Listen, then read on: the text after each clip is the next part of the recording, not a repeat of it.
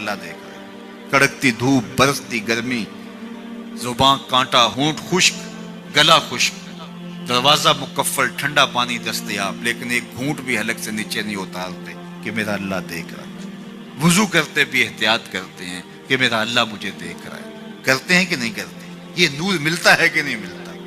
اس کو پھر جذب کر لینا چاہیے تاکہ یہ زندگی میں چھا جائے، کیونکہ جو رمضان میں دیکھتا ہے وہ غیر رمضان میں بھی دیکھتا ہے۔ اور پھر پانی نہیں پیتے کہ اللہ دیکھ رہا ہے، کھانا نہیں کھاتے اللہ دیکھ رہا ہے، لیکن جب آنکھ بھٹکتی ہے تو اس وقت اللہ نہیں دیکھتا، جب خیال بہکتا ہے تو اس وقت اللہ نہیں دیکھتا۔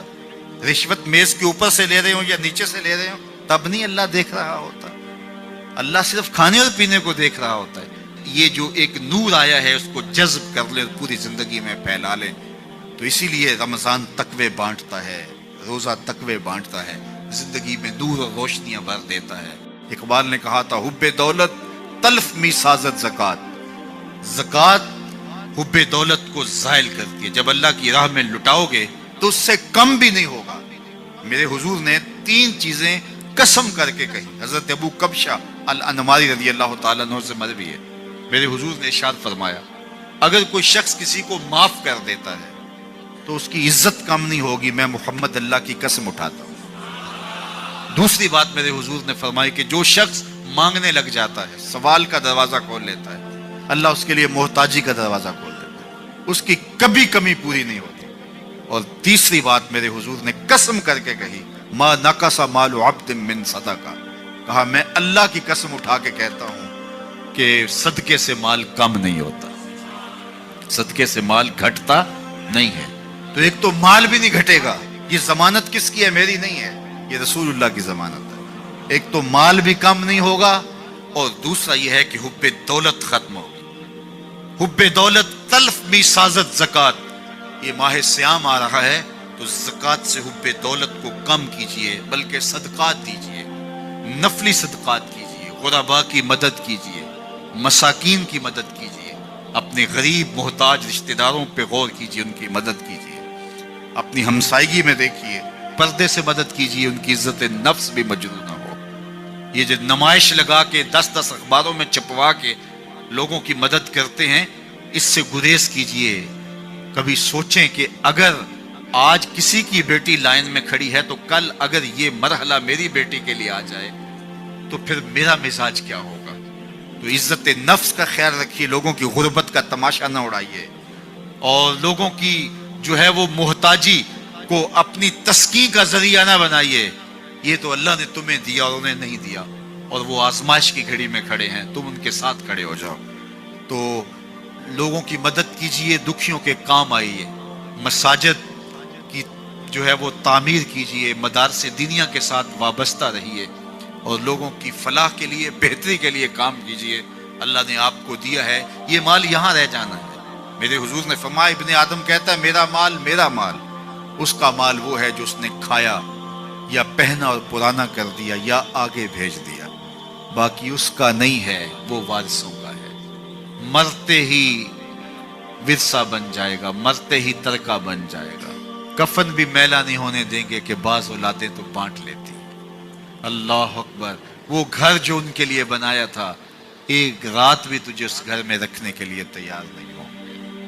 آج تیرا نام چھن گیا، آج کوئی یہ نہیں کہتا کہ پیچھے سے امام گے اور حاضر اس چودھری صاحب کے، حاضر اس میت کے۔ آج تو ڈیڈ باڈی بن گیا، آج تو میت بن گیا۔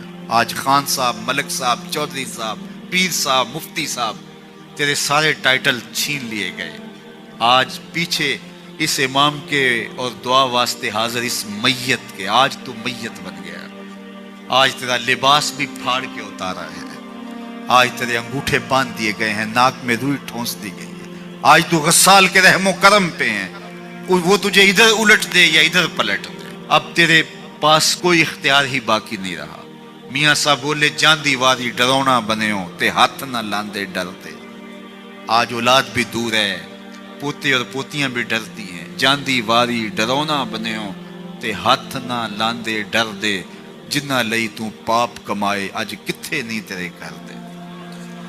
آج سارے چلے گئے، تو آج اپنے ہاتھ سے اپنی زندگی کو سنوارنے کے عمل کی طرف بڑھیں اور راہ خدا میں خرچ کریں، دکھیوں، مجبوروں اور لاچاروں کے کام آئیں۔ اللہ آپ کی مدد کرے گا اور حب دنیا کم ہوگی۔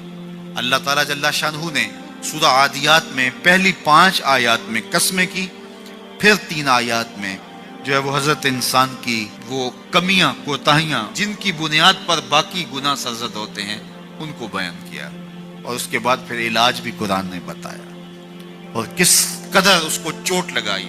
افلا یعلم اذا بعثر ما فی القبور وحصل ما فی الصدور ان ربهم بهم یومئذ لخبیر۔ افلا یعلم اذا بعثر ما فی القبور، اے اکڑ کے چلنے والے، اے ناشکر انسان، اے دولت کے پجاری، وہ وقت یاد کر جب تو قبر سے اٹھایا جائے گا۔ اس وقت کفن بھی چھین لیا جائے گا۔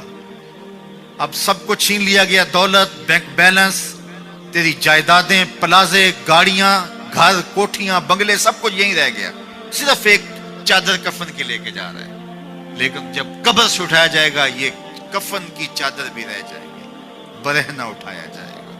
اللہ اکبر! نہ پاؤں میں جوتے، نہ سر پہ پگڑی، نہ بدن پہ کپڑا، برہنہ اٹھایا جائے گا۔ سیدہ عائشہ رضی اللہ تعالیٰ عنہ نے سنا تو کانپنے لگی، عرض کی حضور قبر سے برہنہ اٹھائے جائیں گے تو ایک دوسرے سے حیا نہیں آئے گی؟ فرمایا عائشہ معاملہ اس سے بھی آگے ہے، کسی کو ہوش ہوگی تو حیا آئے گی، ہوش اڑے ہوئے ہوں گے، خوف قیامت طاری ہوگا، قبروں سے یوں لوگ اٹھائے جائیں گے۔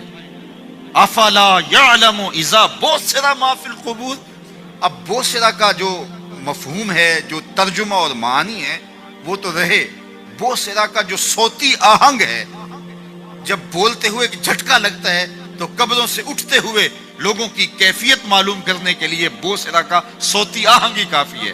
افلا یعلم اذا بعثر ما فی القبور وحصل ما فی الصدور، حصل کے اوپر جو تشدید ہے، یہ معنی کو کتنی خوبصورتی کے ساتھ ایک مجسم پیکر میں سامنے لا رہی ہے۔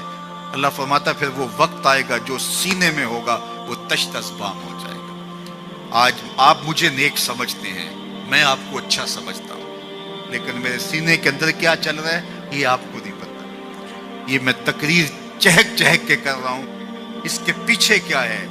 میں آپ کے دل اپنی جانب موڑنا چاہتا ہوں، آپ کی جیبیں خالی کرنا چاہتا ہوں، یا میں آپ کے سامنے پاک اور ستھرا اور بڑا جو ہے وہ نیکوکار بننا چاہتا ہوں، یا میرا مقصد رضائے الہی ہے؟ یہ مجھے پتہ ہے، آپ کو نہیں پتہ۔ آپ کہاں ہیں، کہاں کھڑے ہیں، میں آپ کو اچھا سمجھتا ہوں، لیکن آپ کو پتہ ہے کہ ہم کہاں کھڑے ہیں۔ لیکن قیامت کے دن یہ ساری چیزیں سامنے آ جائیں گی۔ وَحُصِّلَ مَا فِي الصُّدُورِ، اور سورہ الطارق میں فرمایا یوم تبلی السرائر فما لہ من قوت ولا ناصر، اس دن سارے راز کھول دیے جائیں گے اور کوئی طاقت نہیں ہوگی جو ان رازوں کو کھلنے سے روک سکے گا۔ آج طاقتور کی بات نہیں کھلتی اور کمزور کی بات اچھال دی جاتی ہے، لیکن وہ وقت آنے والا ہے یوم تبلی السرائر فما لہ من قوت ولا ناصر، نہ زور کے بل پہ، نہ زر کے بل پہ، نہ کسی اور بل پہ کسی کام کو روکا جا سکے گا، ہر شے تشت ازبام ہو جائے گی۔ وہ کتنا سخت دن ہوگا۔ اے داور حشر میرا نامہ اعمال نہ پوچھ، اس میں کئی پردہ نشینوں کے بھی نام آتے ہیں، تو وہ کتنا سخت دن ہوگا۔ وَحُصِّلَ مَا فِي الصُّدُورِ إِنَّ رَبَّهُمْ بِهِمْ يَوْمَئِذٍ لَخَبِيرٌ، بے شک ان کا رب اس دن ان سے خوب باخبر ہوگا۔ وہ آج بھی باخبر ہے، لیکن آج کئیوں کو یقین نہیں کہ وہ باخبر ہے، لیکن اس دن سب کو یقین ہو جائے گا کہ میرا رب اس سے باخبر ہے۔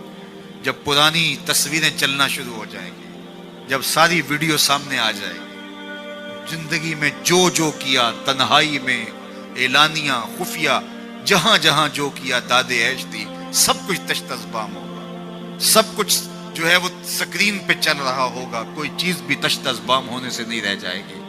تو پھر بندہ کہے گا اوہو یہ تو سب میرے مالک کو پتا تھا، لوگوں کی نظروں سے چھپ سکا، رب کی نگاہوں سے تو نہیں چھپ سکا، اس کی نگاہوں سے کون چھپ سکتا ہے؟ یہ یقین آج اپنی روحوں میں اتار لو، اچھی طرح سے جذب کر لو۔ گناہوں سے بچنے کا اکثیر نسخہ ہے یہ یقین کہ میرا رب مجھے دیکھا ہے۔ یہ یقین جب روح میں جم جائے، خیالوں میں اتر جائے، اعتقاد کا پختہ حصہ بن جائے، پھر بند کوٹڑی میں بھی جرم نہیں ہو سکتا کہ میرا مالک تو مجھے دیکھ رہا ہے۔